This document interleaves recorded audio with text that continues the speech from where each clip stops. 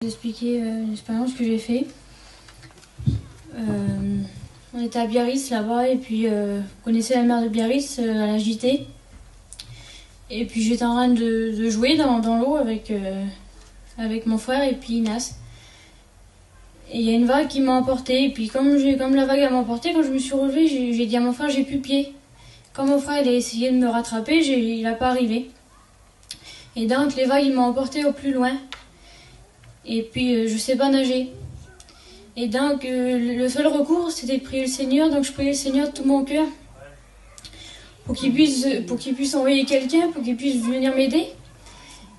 Et puis où c'est que j'étais dans les vagues, c'était vraiment loin, donc personne ne pouvait être là.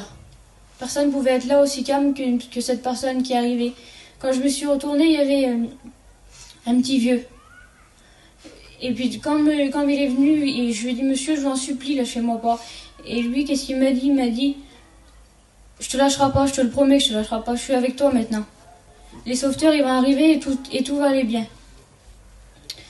Et donc, ce monsieur-là, c'était une vieille personne, donc je sais pas comment il a fait pour me tenir. Les vagues, il nous emportait, on s'enroulait dans les vagues, et cette personne-là m'a toujours tenu.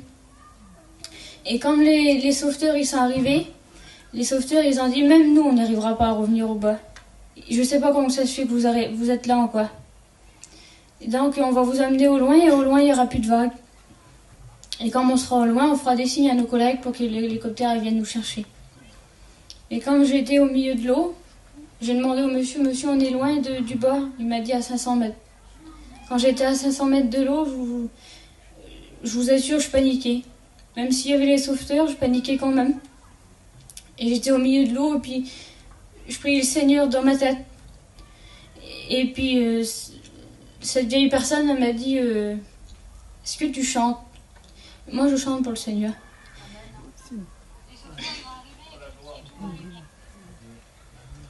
Et je lui ai dit oui. Pour la gloire, Fils de Dieu. Il m'a dit tu chantes quoi? Je lui ai dit j'ai chanté cantique parce que je suis chrétienne évangélique. Amen. Il m'a demandé de chanter mais c'était pas possible. J'étais au milieu de l'eau et je paniquais de trop, c'était pas possible. Et quand l'hélicoptère est venu me chercher, le vieux là il m'a dit vas-y monte d'abord dans l'hélicoptère parce que c'était chacun son tour. Et moi je lui dis ben non, tu m'as déjà sauvé, tu m'as déjà emmené jusqu'ici, alors vas-y en premier dans l'hélicoptère. Et comme le monsieur il est parti dans l'hélicoptère, comme je suis arrivée, moi on est obligé, quand on arrive quand il nous pose avec l'hélicoptère, on est obligé d'aller à l'infirmerie.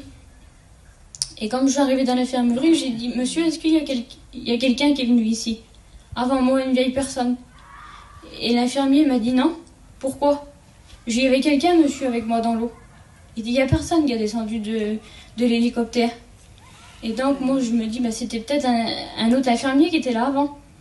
Et comme je sors, je demande à mes frères et puis à Inès qui était là. Je dis est-ce qu'il y a quelqu'un qui a sorti de l'hélicoptère? Une vieille personne. Ils m'ont dit non. Je l'ai cherché ce vieux-là. Je l'ai cherché partout. Il n'était pas là. Alors j'ai la conviction que c'était un ange. Amen, amen. Il m'a envoyé un ange pour me sauver.